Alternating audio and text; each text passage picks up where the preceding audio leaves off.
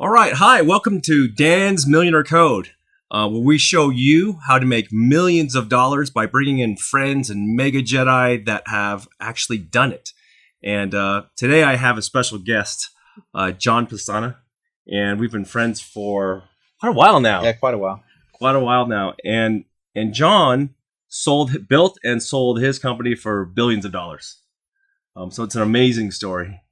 So John, tell us a little bit about maybe your upbringing and how it got to that point that you built this incredible thing. I'm just a little bit of backstory. Yeah, a little backstory. Well, I'm from California originally. I was born and raised in a little town called Wrightwood, California, which only has a couple thousand people in it. It's actually a little ski resort town up above LA. Yeah. And my mom was a school teacher and my dad was a mortgage broker. My dad commuted down to LA area every day, a couple hours there and a couple hours back every day. Wow. One of the typical, Southern California commuters. Mm-hmm. And growing up, I always loved art and music, and it was interesting because I don't think I ever thought of myself a ton as like an entrepreneur growing up, but I did always have little side businesses going. Like I would DJ dances for our church, or I'd do little projects for people. And as I was going to school, I think I always also overall had like this mindset of I just do my things, and I never really put a ton of thought into like where I was going a ton. I just always worked really hard, but I didn't necessarily like writing out some big plan of what I was going to go on with my life. So for example, it was only like 6 months until I was graduating from high school. I hadn't even thought about where I was going to college or anything. It's not that my parents didn't like try and push me towards that, but I just kind of go with the flow. And and finally I had one of my teachers and my parents were like, "Hey, where are you going to school?" And I'm like, "Ooh, I don't know." And so I quickly took the ACT and like applied, of course, to like BYU and these other schools, and didn't get accepted. You didn't get accepted? No. According Didn't to you ace that? According to standardized tests, I'm a complete moron. I think I only got like a 19 on my ACT. Yeah. And it's funny because when I think I logic myself out of a lot of testing situations too. And I'm always like, hey, where's the music writing portion on this test? Because I could ace that right now, Yeah. And so I actually got into Rick's College. And so I went up to Rick's and was a vocal performance major. And loved singing and loved all these things. And then I from Rick's actually went on a mission for my church and went down to Brazil, came home, finished up at Rick's, and then finally transferred into BYU after I could kind of prove that I could actually get a B or an A in a college level class. Amazing. And so that got me to college. And when I was on my mission, my mom early on when I'm not sure if it was just, I think somewhere around my senior year of high school, she had told me that I needed to make, I'm trying to remember if it was $250,000 a year. She was just like, you need to make that. It was kind of funny because I was like, you don't make that. Like, what are you talking about? But I think she just knew like you needed to make a good amount of money in order to live a decent life. So at the time I was a music major. I was going to be a high school choir director. And I just was like, wait a second, I need to figure that out because I don't want to be poor. It's not that there's anything really wrong with it, but my personal goals was I wanted to live a more comfortable life than making $30,000 a year and just being a choir director, and that's how I perceived that in my head. And so I changed my major when I switched down to BYU and got into business management information systems at BYU. Wow, that's a big shift. That's totally. Yeah. Well, and I did always dabble in computers. So, I had a MIDI set up when I was in high school, and I'd write, even in DOS, I'd write my own batch programs, so I could, with one key, launch programs instead of having to type in the whole run commands and stuff like that. Right. I'm sure you dabbled like that too. Yeah. And so as I was getting more and more familiar with computers, I actually ran into a friend on campus at BYU who was in the Internet Club at BYU. And this is 1995. So the Internet Club was more like a Unix users group kind of a club. This is at BYU? This is at BYU. Okay. Yeah. And so I said to him, I'm like, oh, wow, that sounds cool. Can I come? And he's like, oh, yeah, our next meeting's, XYZ day. So I show up at this club, and I thought the internet was so cool. I had heard about it on my mission, but I'd never seen it yet. And so then all of a sudden I'm interacting with it, when I had gotten home from my mission, and I'm like, this is really cool. And that first day I was at the club, I said, hey, I want to join the club. And they're like, oh, great. Well, glad you came today. And I'm like, no. I want to be in the presidency of the club on the very first day. It's incredible. And they're like looking at me like I'm a crazy person. And they made me the secretary of the Internet Club, And then I also said, well, we should get some more members. Why don't I start teaching classes on HTML, and maybe we can get some people who would want to come learn. I knew nothing about HTML. So you were just... I was just volunteering to teach some class. And so did you know you could figure out HTML? Yeah. I wasn't worried about it. I definitely, had computer expertise, because actually on my mission, when I was in the office on my mission, they had like 4 elders in the office running the whole office. Yeah. And I got there and they're doing everything by hand. And I'm like, what are we doing this like this for? And I actually wrote a whole application in Microsoft Access. So Access had just came out. There was kind of Fox Pro and Access. It's like a database? Yeah, it's a database application. So I wrote this whole program in Access to basically make it easier to run the whole mission. And after I did that, basically we could do everything that those guys were doing with 4 people, with 1 person, like half my time. Wow. And so I always love efficiency. I mean, I've always want to be more efficient. So yeah, I mean, it's definitely very computer savvy, So like now when like a new missionary would come in, all I'd have to do is like type in their name, put in their home address, like fill out a form, and then hit like print all the letters, and it would like decide whether or not the letter should be in Portuguese or English. It would do everything. And then we'd just save a ton of time. It'd fill out all their visa applications. It would do everything. How old were you when you programmed this? Well, I was 19 on my mission. You're like a kid, right? Yeah. Wow. Yeah. So of course I wasn't necessarily afraid of learning HTML. It was just a markup language, right? It's really simple.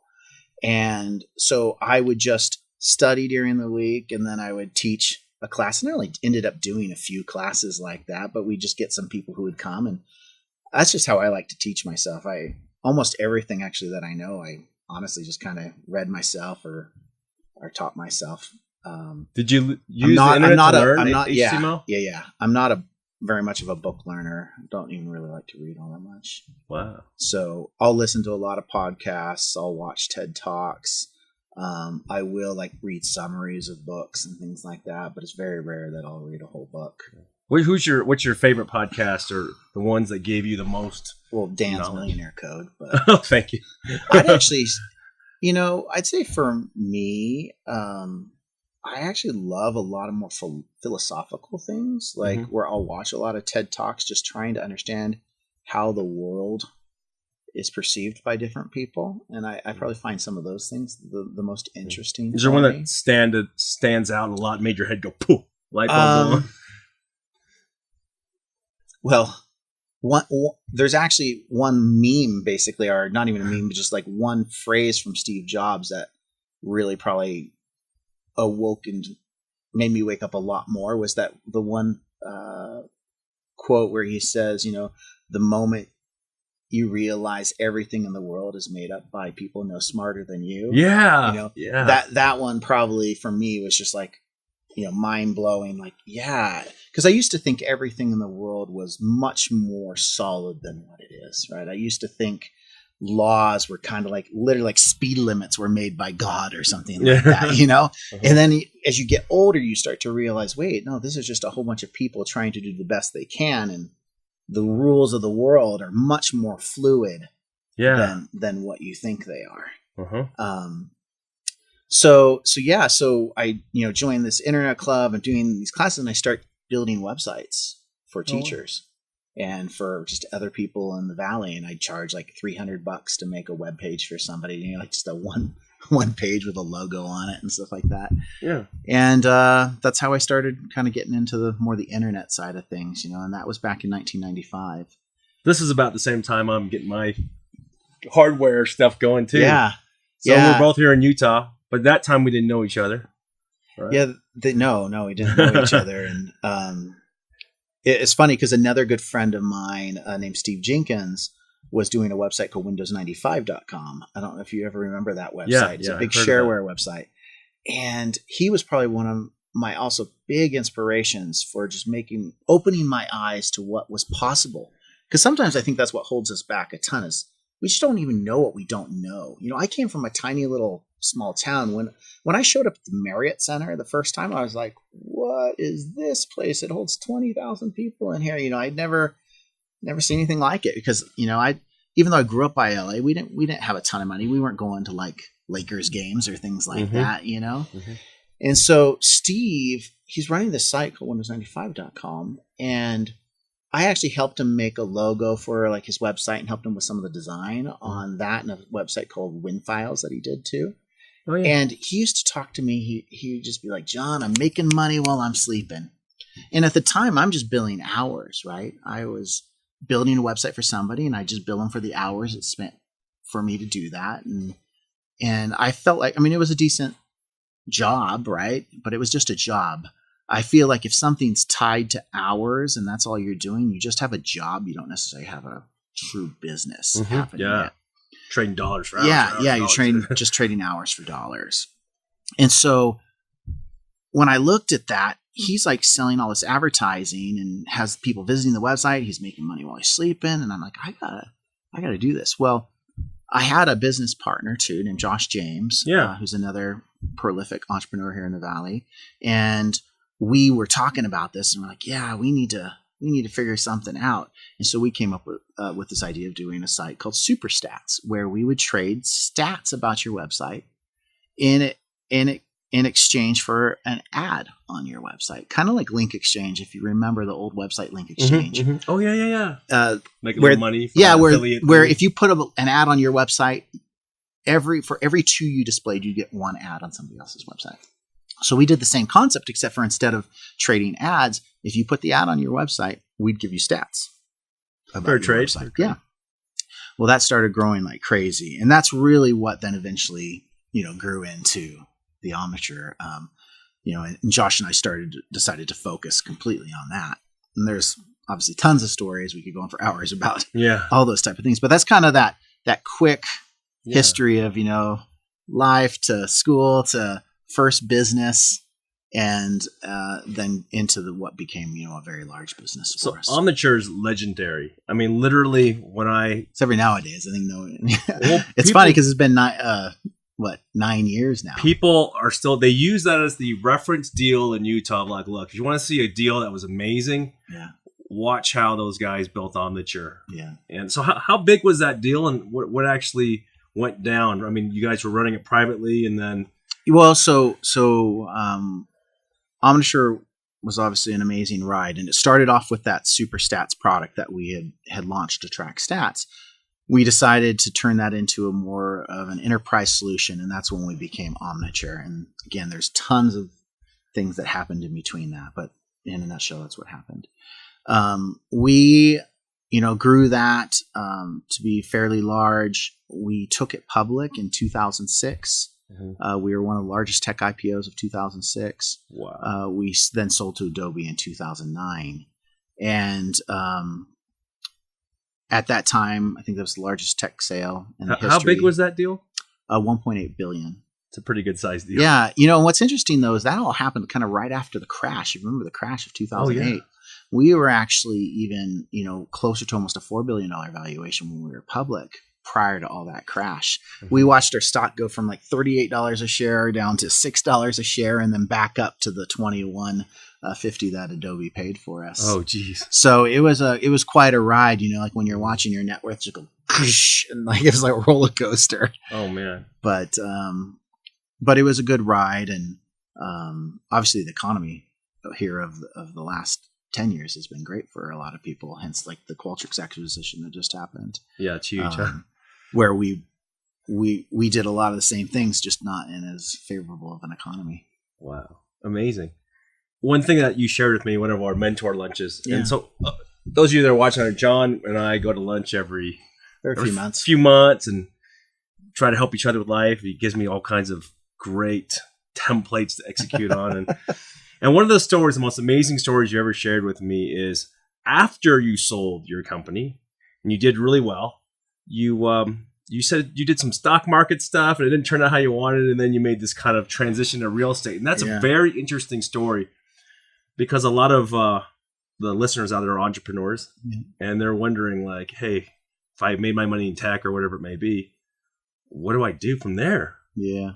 I think that's a problem that a lot of people have when they, let's say, retire. Let's just call it that, even though I'm not really retired. But I think of retirement as whenever you don't have to work anymore, right? You have enough money in the bank that you don't have to work anymore. At that point, you're technically retired, but what do you now choose to do with your time?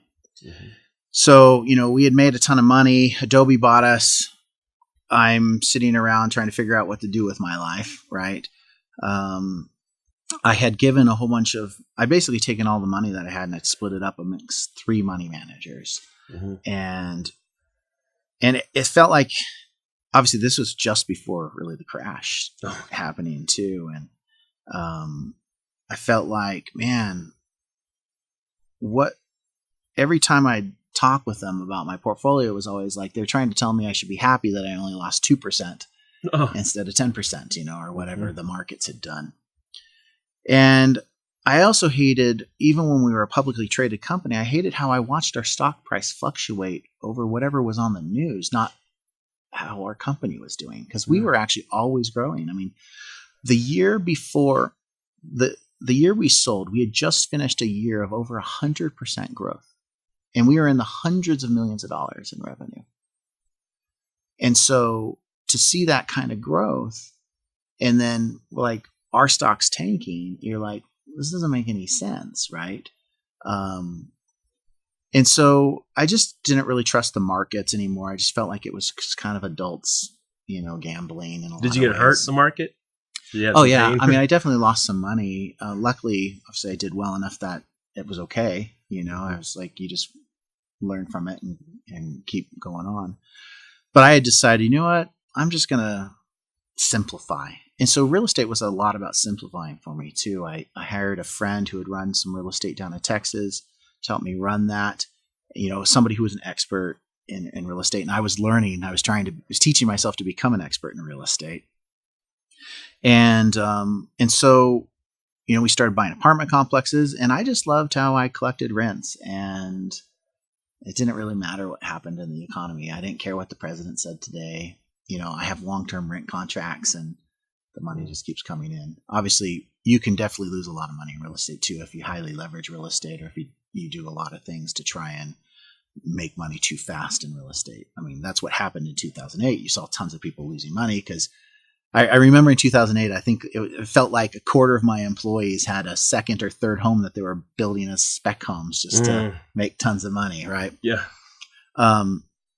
So, we got into real estate and that's been a good thing. But for me, I've always thought of that as like my stable cash flow business where I think of software as how I, double, triple, whatever my net worth. And so I also started a new software company with a good friend of mine named Rob Ciolis called ObservePoint. And we're down in Utah County and that company's been going great. So that's the next, chapter in the story right now. That's going good. Yeah. You've been doing that for a while now. Yeah. It's not like a startup. No. And that's what a lot of people don't understand. I mean, obviously when I just told the story of Omniture, we did it in 5 seconds and we left out the 13 years of history that actually happened in that story, right?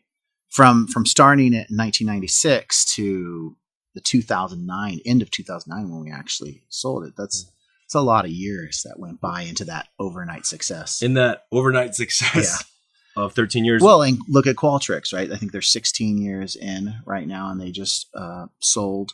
Most of the people that I know don't really start to see a lot of traction in their businesses, until probably 6-7 years in. It's just you're figuring out the market fit, right? You're pushing through it. And that's why I think grit is one of those most important attributes that an entrepreneur needs to have. Mm-hmm. You probably have this too. You have those new entrepreneurs who come to you like, yeah, I'm going to give it a shot for 6 months to a year, see if I can get this thing. We're laughing, right? Yeah. I'm like, a decade at least, bro. Yeah. Like, I mean, truly, my first year in business, both Josh and I made like $6,000. Ramen noodles. Yeah, it was ramen noodles. Josh literally lived next to the train tracks. I lived in a studio apartment that was like 250 square feet, What's the scariest thing that's happened during that amount of time? Were there some times you were like, crap? Oh, yeah. Like, what's a crap moment, and how did you deal with it psychologically, financially? You just kept pushing through. And we had one time where we literally had no money to make payroll. Oh, dude. And we just managed to squeak it by. We both mortgaged our houses to pay the company. You never hear that story. Yeah. Wow. And so, there's tough times. There always is. Even what I've been probably most surprised about is even the tough times Rob and I have had in the new company. Wow. Right? We both were successful entrepreneurs previously. Rob has sold his company previously too. And, you'd think we're smarter now, we're better now. And overall, I think the answer to that is yes, that we are, but you still can't foresee everything that's going to happen, And so we had some technology problems a few years back with our company where we had to rewrite a ton of stuff, and you just hit these roadblocks that you got to just keep moving forward. One thing that is interesting is if you're always moving forward, you eventually get there. That's true. Right? Is there something you tell yourself, like when that feeling, when you're pillow talking with your wife at night, you're having a mini anxiety attack because there's some major thing going on. Yeah. What do you tell yourself, man? What's going on here? I do think that I've been through it enough that it takes a lot to get me even worried. I feel like Rob sometimes gets more worried than me. I'm always like, it's going to be fine. We'll get there.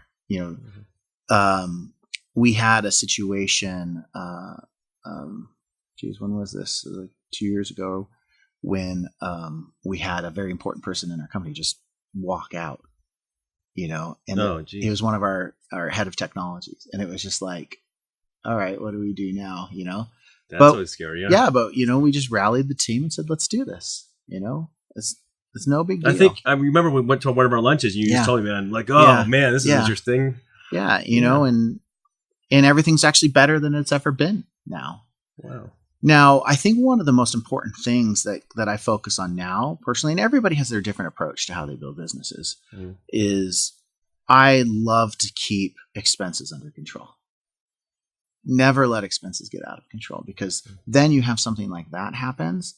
And, if you didn't leave any room for error, right, you need to make sure you have enough cash to be able to swing again in those situations. What are some expenses that a lot of companies are maybe not paying attention to that you pay attention to? Maybe employee count is probably the biggest problem. Employee count. Most I'm gonna take notes on that one, because most people, at least this is what you hear most of the time, is like, man, we're gonna get that big deal. We better hire 5 more people so that when we get that deal, everything's gonna be great. And then they don't get the deal. And now they still have the 5 people that they're paying, right? I did that with my call center, and I lost $1 million in 90 days. Absolutely. I hired 200 people. Yeah. And because I knew, this is going to work for sure. And then here's the funny thing is, I tell people all the time, I say, you can ramp up much faster than you think you can in your mind. Get the contract, then hire the people. Because at least in my world in enterprise software companies are very slow to move. So if I even signed up a huge $1 million contract and I told, let's say it was Hewlett Packard or something, I said, hey, it's going to take us, 4 months to ramp up. They'd be like, okay, because they just, and most people are like that. I think as long as you communicate with them, because nobody really expects you to have like 200 employees waiting around for them. So I think just giving proper timelines, say, hey, once you sign that contract, we'll start on the path here. We'll get the teams ramped up. We'll be good to go in 60 days. And as long as you communicate well and you make sure that they have proper expectations, I think it always works out just fine. I've seen a lot of startups from some of the younger entrepreneurs getting going. And I've seen them rent these great buildings, fill them with all these people, buy all these cool memes to hang on the wall and hustle and all this. Have all these people. And literally I've walked in, they're like, Dan, I want you to tour, maybe give me some mentorship. And I'm like, what are these people doing? Yeah. They're like, exactly like you said. Well, we got this thing that might happen. And meanwhile, everyone's playing ping pong all day, burning cash, right? Well, and here's what happens too when you're a company like that. When the work finally does come in, they're now all used to just playing ping pong all day. Oh, geez. And then I mean, I've had it happen to me where they're just like, you need to pay me more because now I'm actually working. Oh, no. You're like, well, it doesn't really work like that. You should have been doing all these other things before anyway. I think we've kept a really great balance at ObservePoint. We have awesome employees and people work hard. I do think that maybe for me and Rob personally, it's been a little bit harder to have a ton of hustle. I mean, we hustle, but we're older now. You know, like when I was in my 20s, I could work 80 hours a week. Mm-hmm. I just can't do it anymore. Like, so is your brain not going? Are you doing business like all the time? I mean, all the time I'm thinking about business. Do you blow up like your people in the evening? And cause sometimes I struggle with that. Some of my executives love that. Some are like, dude, I'm spending time with my family. I try to find that balance. How do you do that? No, I don't do that. Mm-hmm. I personally don't like it. So I will sometimes send a text message just because I'm thinking about something, but I know that they all know they don't have to do anything about it right then. Do you know what I mean? Like I got to improve on that because my brain is always I'm just worried I'm going to forget about it. So like I'll send a text to somebody and say, hey, you know, XYZ, we should be thinking about this.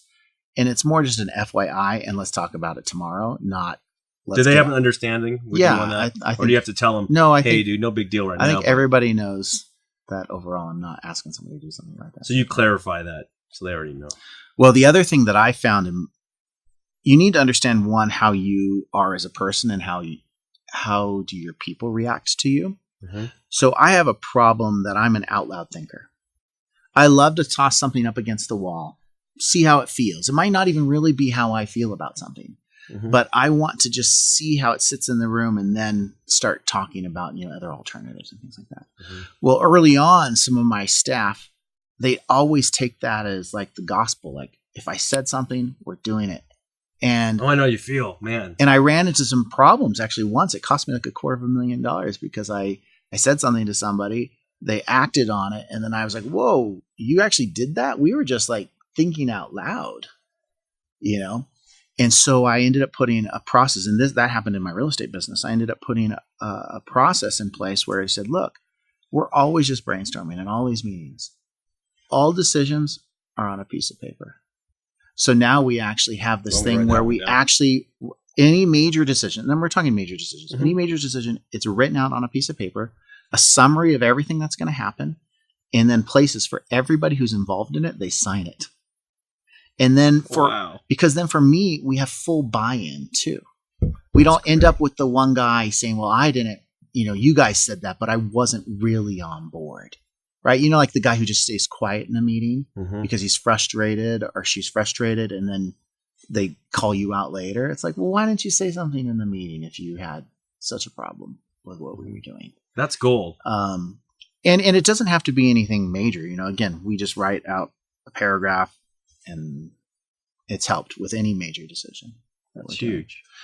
And, you know, the other thing that we do, I think Rob does an incredible job at ObservePoint. So Rob's the CEO of ObservePoint. Mm-hmm. He's a cool guy. I love him. Yeah. And I think that one thing about like having Rob as the CEO is it emphasizes that to be an entrepreneur and to be even successful, you don't have to always be the guy in charge, right? If you look at my history, there's only like the first year that I was CEO of the company. And then Josh became CEO of the company at Omniture, right? Mm-hmm. And then even when we started ObservePoint, I didn't want to be CEO. I know my skill sets. My skill sets have to do with product, vision, all these other things.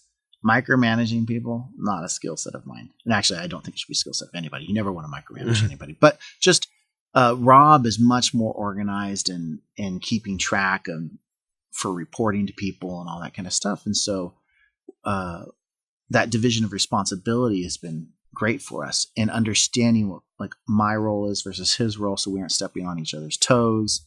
I think has built a good relationship, for us in the business. Mm-hmm. And Rob does a really good job on holding people accountable. And one of the other things he does well, and this stems to like kind of that letter I was talking about, like where you write down and agree to something, is we do what we call the CEO update, every 2 months or so, where we inform everybody in the company exactly what's going on and where we're at. And it keeps everybody on the same page so that we are all moving towards the same goal. Because especially in like a software company, things can be moving pretty quickly, right? Depending on what happens in the markets. And sometimes you need to be able to respond faster to that. And that's okay. It's okay to change your focus. But everybody needs to be aware of it so nobody feels lost of what's going on. Mm-hmm. So that's some great tips. These are some of these tips you're giving me. I'm like, wait, I don't even do those things to the frequency I need to. So it's hard though, right? It's hard. Well, it's easy now that you explain how easy it is. Just gotta do it, schedule it, right? It's like I always say. I always say every overweight person knows exactly what they need to do to get skinny. Yeah, it's just whether or not you actually do it. I'm always telling myself, okay, don't eat that donut, John. It's like me too, Megan. So even though we know all the ways and we have the good advice, actually executing on it can be difficult. So anything you can do to tee yourself up for success, like again, literally having written rules about certain things. Another thing, actually, I came up with and this is probably more for people who already have investable money and things like that. But like I literally wrote down rules for what I invest in. Ooh, I'm going to write. And that's because it's like, I hate saying no to people, right? So like people would come and ask me for money or do different things. And I think it sounds like a great idea. But once I wrote down my rules, it made it a lot easier to say no, because I just had discipline. I would just be like, Dan, that's a great idea, but I'm sorry, I don't invest in computer hardware, right? If that was one of my rules. And that's probably saved me millions of dollars, honestly. That's incredible. You've taught me that as well, and really getting to understand. I've been making my journey into real estate since you've been coaching me on this a little bit. I have a couple buildings right now, working on some apartment complexes and projects there. So skin in the game and transferring some of this tech money that I've made into that area. And I always say when I grow up, I want to be like John. Now, I'm going to shift gears a little bit because there's something interesting about your personality. I know lots of millionaires and billionaires. Yeah. And a lot of them cool guys, a lot of them not so nice people. Mm-hmm. And people get there in different ways. There's one thing reputationally about you, and I would say your reputation compared to anybody that I know in Utah, it's probably in the top. It's probably the top one. Because I have never had a business conversation with anybody when your name comes up. I always tell people, hey, I'm friends with Johnny's awesome. And everyone has a good story. Everybody says, that's the most giving dude. This is the dude who wants to buy lunch for everybody. When you throw these crazy events and rent these great things and just invite families, friends, people who aren't even, that you barely even know, you tell friends, invite friends. Yeah. And they come to these things, making me tear up a little. But there's nothing you're asking for. And it's weird because people go up and say, hi. You're just like, hi. Yeah. And are your kids having fun? I don't ask for anything from anybody.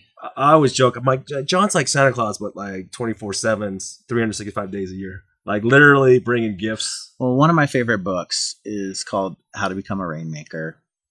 And it's a sales book. And it's a very short book. It's just like 90 little thoughts. And one of them, it says, everybody is somebody. And I think it's important to just remember that no matter who you're talking to, that is the most important person in the world to somebody. I'm going to write this one down too. And I just, I don't know. I just like to treat everybody like that. And everybody's somebody. Yeah.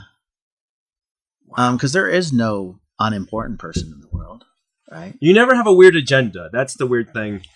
that I've noticed. Typically, I mean, almost everybody I know, they're like, hey, let's talk about this. But there's always some sort of self-serving something, even if it's just a dot.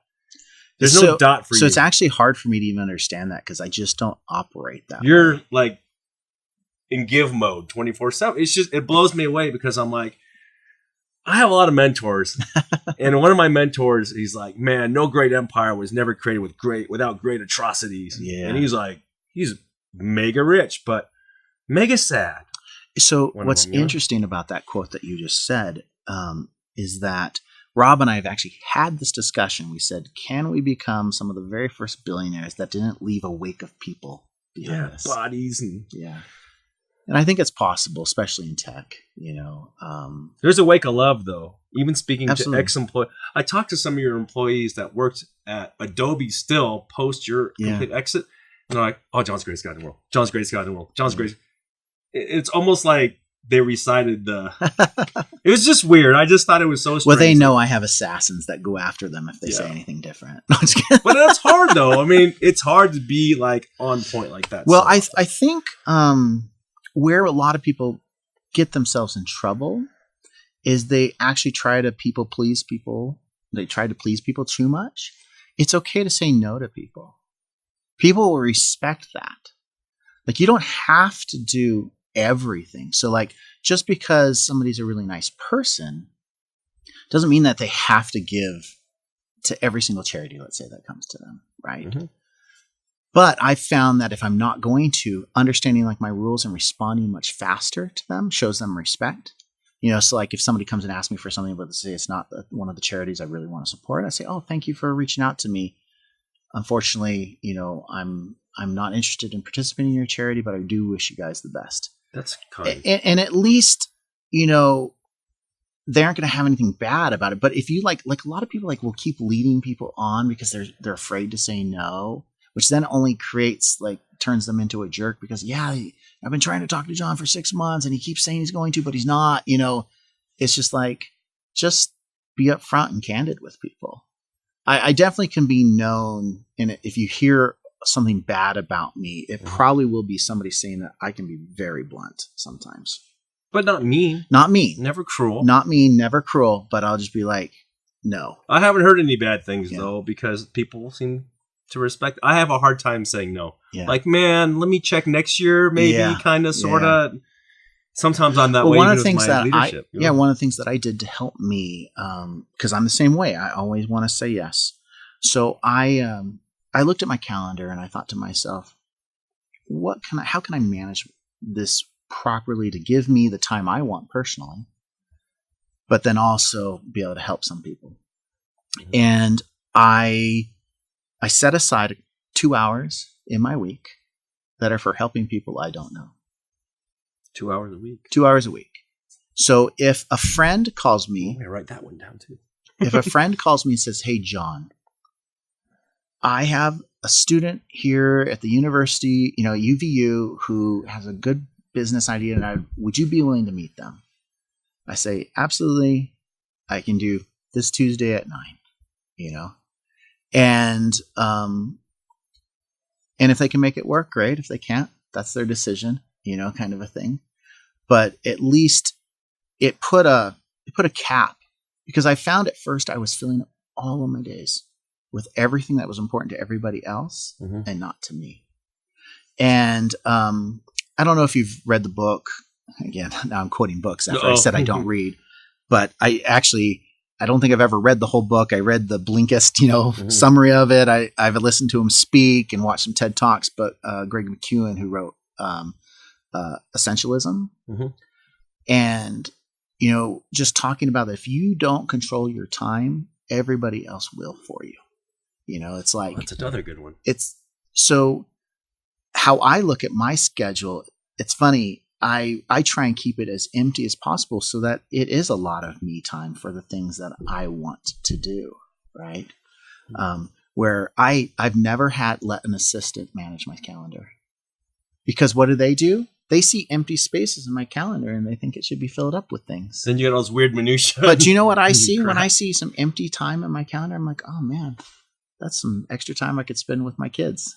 or that some extra time I could work on a personal project that I'm trying to do, But if you let it all fill up, it becomes really difficult to take control of your life. That's a massive nugget of wisdom. Because even today, I was asked by you to come and do this podcast, and of course you're a great friend, so I said Thank yes. you for visiting. And I do get asked lots of times that I do say no. But I was also asked to speak up at a Silicon Slopes event at noon today. And one of the main reasons I said yes is because I had already said yes to you, and it was next door to you. And I'm like, okay, that can be efficient enough on my time that I'm willing to do that. And I do set some limits too, like let's say like BYU asked me to speak or things like that. I'll only do it once a year. I can't go and speak. You're like an to icon. I think classes. they have a one of those Roman statues of you on campus. You know what I mean? I mean, that's what they talk about. They're like, when they're teaching their business students how to do it, they're like, look at, I actually truly believe everybody can do it. And one of the advice I also give entrepreneurs is you don't have to come up with anything new. Like, you didn't invent computers. You actually don't invent anything that goes into this computer, but you know how to take care of people, and you know how to treat the customer right. And that's why people keep coming to you, because they know they're going to get good service. They know that they're going to have a great experience with you, and they trust you.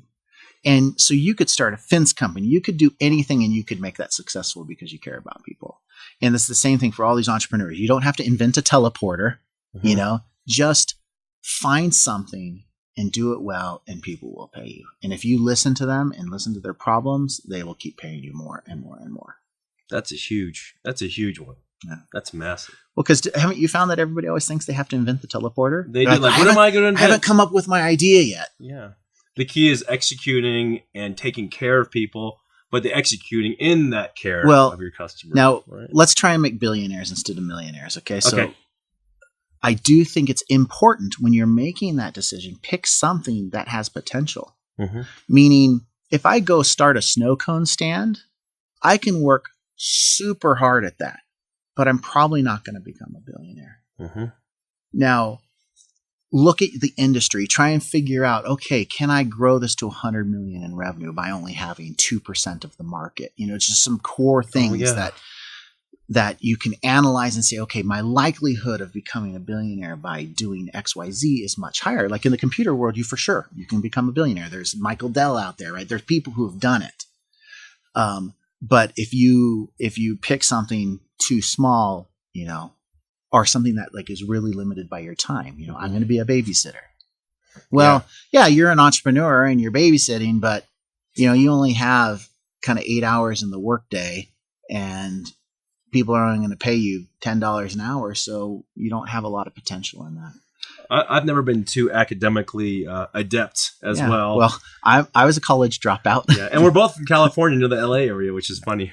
But one thing that's worked really well for me is surrounding myself with mentors and friends like yourself that are here. Yeah. And if you're in it, what I found at least, it makes it really easy. Yeah. That's everything in life, though. Surround yourself with people you want to be like. If you look around your group of friends and you are by far the highest person in that group, and I'm not just even talking about money wise, I'm just talking about just how you view the world, just everything. Like if you're hanging around a whole bunch of people who are super negative, they're going to end up pulling you down, and you're going to be negative. So try and elevate yourself. I always felt like when we're talking, I always feel more energized, more inspired, and I always leave with some amazing thing that whether you said it or it's emanating from your aura, bam. And it's reciprocal too. So thank you. So one thing now, I know you're one of the most humble guys actually that I know. You're never bragging about all your stuff. You got cool stuff. And I want to brag a little bit about how impressed I was, because you helped us design our building by some of your ideas from your building. And you designed this office man cave, which is like all the cool things and work. It's almost like there's not business, there's not fun. It's fun business in one. Tell us a little bit about that. You had this crazy, it literally, you walk in the front entrance of your office, it looks like an exotic car showroom. And well, I have to thank Dave Hunter for that. I don't know if you know Dave Hunter.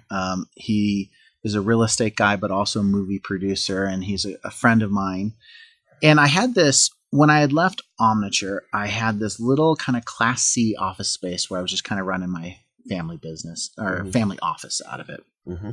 And he came over and visited me, and he was like, John, like, why are you here? You know, kind of a thing. And I was like, well, I don't know. I just needed a place. And he's like, don't you have a house in the Cayman Islands? Don't you have a house in, you know, St. George? Like, how much money do you have in those houses? And, you know, and I have millions of dollars in those things. And he's like, how much money do you have here? And I'm like, I don't know, a couple $100,000. He's like, well, how much time do you spend here? I'm like, all the time. He's like, how much time do you spend in the Cayman Islands? I'm like, I don't know, a couple weeks a year. And it was just like this, an awakening of like, because I was in such like frugal business mode. I was like, yeah, I should build something cooler if this is where I spend 90% of my life. You're always in the man cave, the John cave, the Bat cave. Yeah. And so, and then I also felt like it was an opportunity to build something really cool where I could also use it for, you know, different events. Like I let BYU have quite a few events in there, and I've let other organizations have. I don't like rent it out, but I've let other organizations I care about have cool events in there. And so I built this kind of super cool man cave. It is pretty cool. I always tell Heidi, though, which is my wife, I always tell Heidi she can build a diva den if she ever wants to. There's no limit on her diva den. Equal opportunity. Done it yet? No. Planet. Well. Wow. You know what's crazy? You have like an amazing car collection: Lambos, Ferraris, all these classics and things. But as your daily driver, typically you drive most of the time something pretty mellow, not like a Lambo and Ferrari all day, right? Yeah, if you can call it mellow. I mean, I drive an S63 AMG Mercedes. That's your newer one. But before you had this old Audi. You drove. Yeah, well, and that being said, you know, I drove an Audi, and I drove it for 10 years. And so after 10 years, I said, okay, it's about time to get a car. So I just bought this new car, and I'll drive it for 10 years. I normally like to keep a car for at least that. So I don't know. Yeah, it's funny. I even like all the other exotic sports cars. Honestly, I bought a lot of that because I love how it makes other people happy.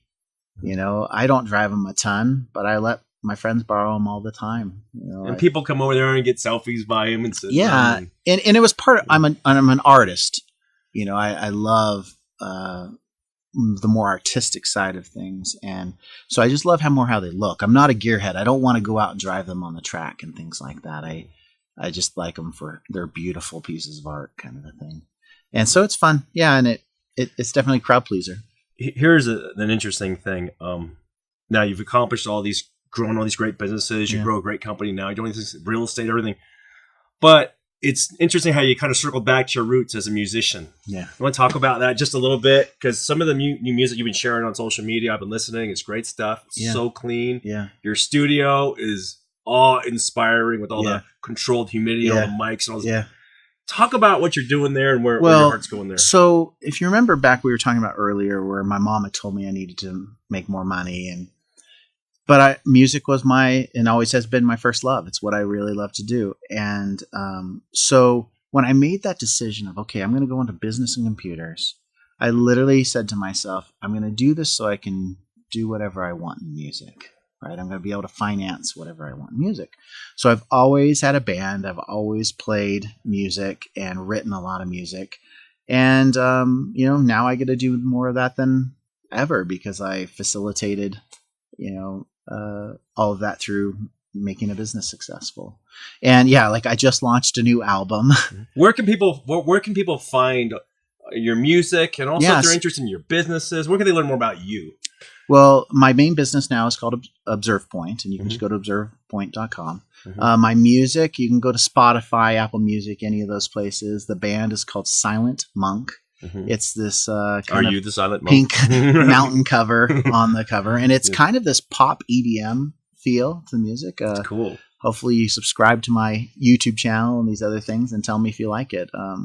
I think it's pretty good, you know, especially when you consider that we're software guys. So it's me a guy named Tony Austin, and actually I have a producer named Matthew Boda, and another guy named Kyle Means who has helped me with it. And I think we put out a super solid album, but it's been a lot of fun. And actually, Tony, who's the lead singer, he works for Microsoft up in Seattle. No way. Yeah, so we do stuff, and it's been a lot of fun. And we actually we're already working on another album that we'll be releasing here in probably another 8 months or so. Wow, this is great.